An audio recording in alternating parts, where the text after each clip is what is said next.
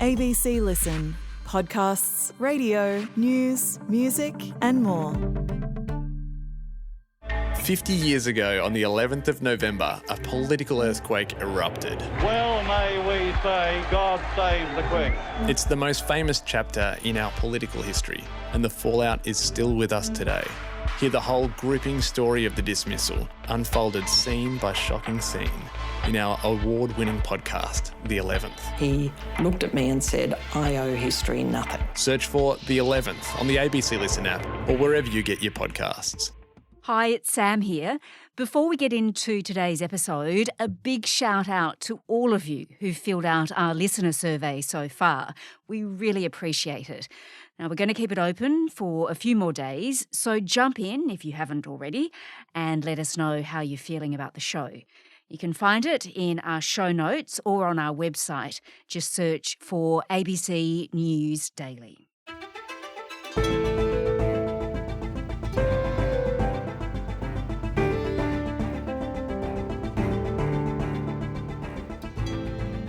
Three hours of free electricity in the middle of the day. Sounds pretty good. But is the federal government's latest solar offer going to reduce hefty power bills? Or is there a catch? Today, energy expert from the Grattan Institute, Alison Reeve, unpacks the ups and downs of the scheme that's set to start in July next year. I'm Sam Hawley on Gadigal land in Sydney. This is ABC News Daily.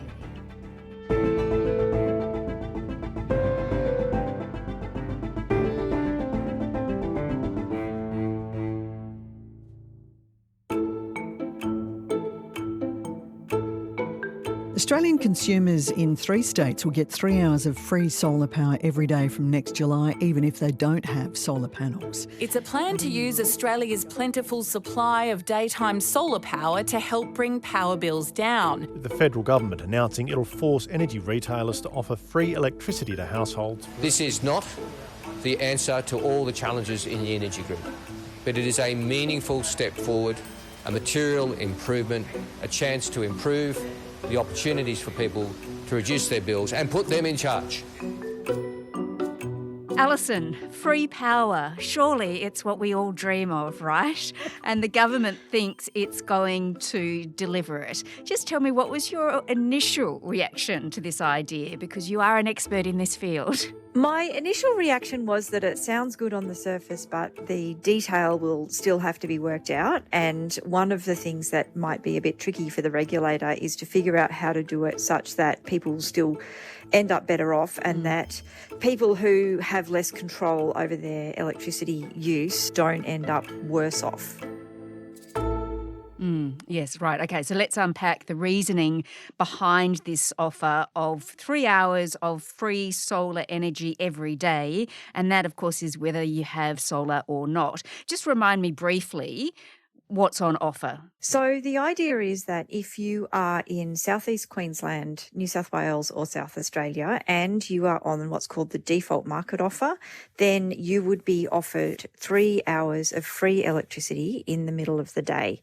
So it doesn't apply in Victoria, the ACT, Northern Territory or WA or Tasmania, but the details of exactly how the retailers would be asked to find this electricity and then what the charges for you would be at other times of the day are still to be worked out. And Alison, because we have so many homes in Australia with solar panels, and that number is always increasing, we have this excess of solar in the middle of the day. So the government's trying to deal with that with this offer, is it?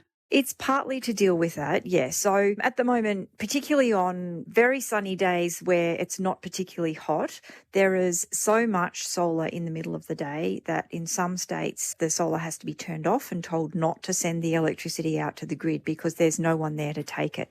So the hope is that by offering an incentive for people to shift their use to the middle of the day, we'll be able to make more use of that energy that's being wasted at the moment.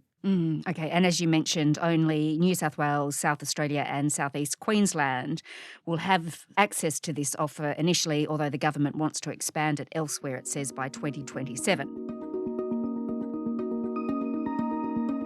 So, Alison, let's look at how you could get, if you live in those states, these free hours of power.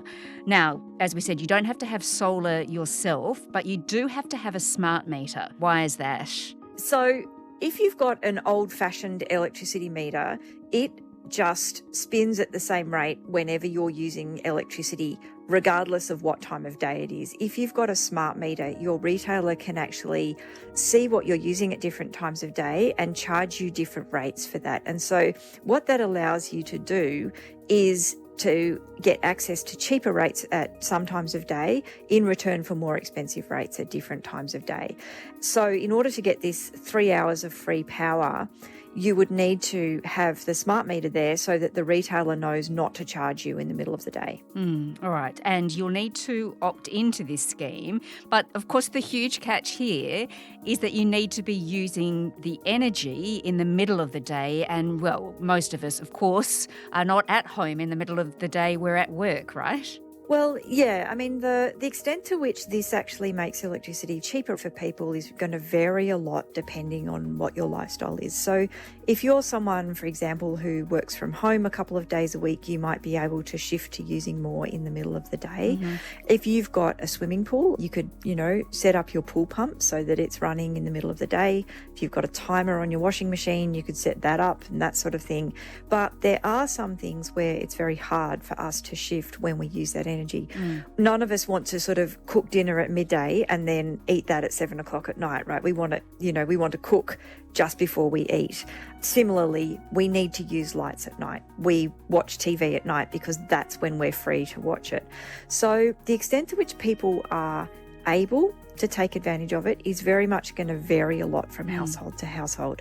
I think one of the things that people are really hoping is that people who have electric vehicles will charge their cars during the middle of the day, because the amount of electricity it takes to charge an electric vehicle is very, very large compared to all of your other usage. So I think that's probably part of the hope, that people who do that, and that's, getting up towards 10% of cars now, that people will take advantage of that, and that also smooths the load out for the grid.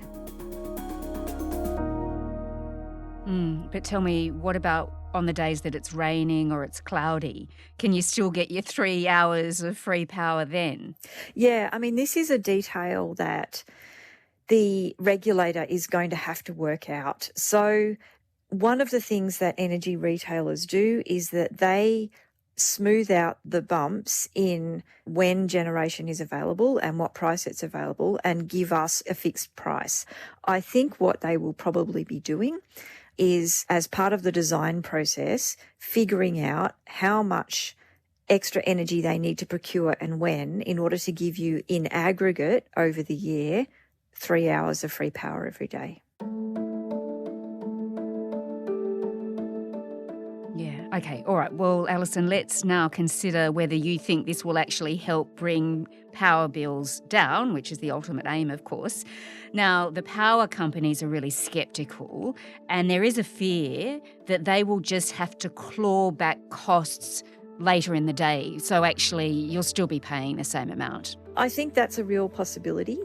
Selling electricity is what they call a high volume, low margin business. So the way that it's structured is you have a large volume of customers and you make a very small amount of profit on each one. And what that means is when you start to muck around with the pattern of tariffs, that really affects that very low margin that those businesses have.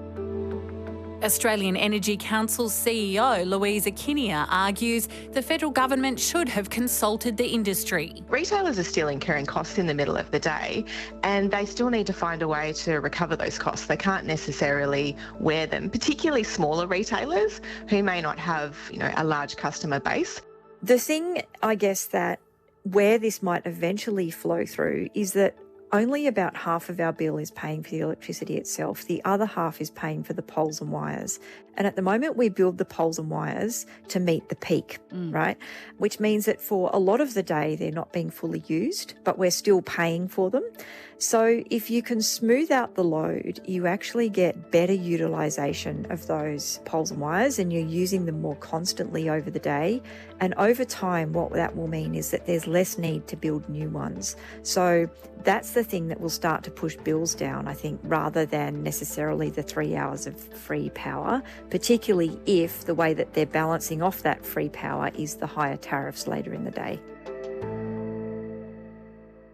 Okay, well, the Energy Minister, Chris Bowen, he says the Australian Energy Regulator will be watching over this to make sure that customers are getting a fair deal. But this gives consumers the peace of mind that the AER, our independent regulator, has put the offers through their paces and ensured that there's no price gouging going on. It's in the best interest of the consumers. Now, the AER But I guess the confusing thing is, as we've said, Alison, there's so many more Australians using solar right now. They've got solar panels on their roofs, something like 4 million homes. So why is it that our power prices are still going up? When do they start to come down? So even with those 4 million solar systems, those are not providing all of the electricity that we need. So it's not just households that use electricity. Most of the electricity that is consumed in Australia is consumed by businesses and heavy industry, and they don't have solar on their roofs. So it's kind of, that solar is making somewhat of a difference, but not enough. The other thing is that a lot of the energy assets that we built in the 60s, 70s and 80s, so transmission lines, coal-fired power stations, even some of the gas power stations, are getting old and clunky and needing to be upgraded or replaced, or in the case of the coal, shut down. And so that means there's a large lump of capital that we need to spend in order to keep the lights on at the moment. And that lump of capital would be there regardless of whether we had climate targets or not. We built a whole lot of assets in a short space of time, and so they all get old in a short space of time. But the transition is costing a lot as well, right? And that's kind of the worry of the Nationals, for instance. That's why they no longer like the idea of net zero. I mean, is there a point during this transition to renewables that power prices actually fall, or do we have to wait till the transition is actually completed? Power prices are not actually the right metric to focus on. What matters to you is actually your total energy costs. If we look at the total amount that households spend across all forms of energy, most of what they spend money on is petrol. So electricity is the next biggest, and then gas is the smallest. Now, the trend that is happening in households is people shifting to using electricity for everything. And using electricity is a much more efficient way of getting the energy service that you want compared to burning a fuel like gas or petrol. And so what that means is that over time, households that electrify end up spending slightly more on electricity, but they're not buying petrol and they're not buying gas anymore. And what that means is overall, the amount their household spends on energy goes down. And so even though electricity, the price of each unit of electricity might be slightly higher, households actually end up better off. It might seem a long way away for some people though, right? That is sort of assuming that you have the money up front to make those changes. And not everybody has that. A lot of people will probably make those changes over time as the assets in their house wear out. But those savings will come over time because people are making that transition to something that is just genuinely a cheaper and better experience for them. Yeah, it'll just take longer for some people than others, I suppose. That's right, yeah. All right, so just tell me then, on this offer from the government, this offer of 3 hours of free power, do you think that's really going to help, or do you think it's a bit of a gimmick? I think it very much depends on what the design details end up being. I did note you said at the beginning that it's going to be opt-in. And the point of the default offer is to make sure that if for whatever reason you haven't been paying attention to which contract you're on an offer that isn't costing you too much. And every year, roughly about 10% of people are on that offer. So the people that this would make a difference for are people who are in that 10%, and then there will be the group who are in that 10% group who opt in to having the 3 hours of free power. So it's likely to be a fairly small group of people.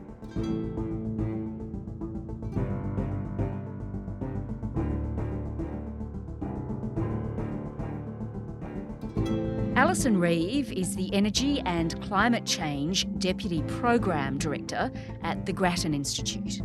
This episode was produced by Sydney Peed and Jessica Wukyanov. Audio production by Cinnamon Nippard.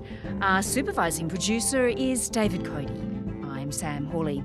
Don't forget to fill out our listener survey if you haven't already. Thanks for listening.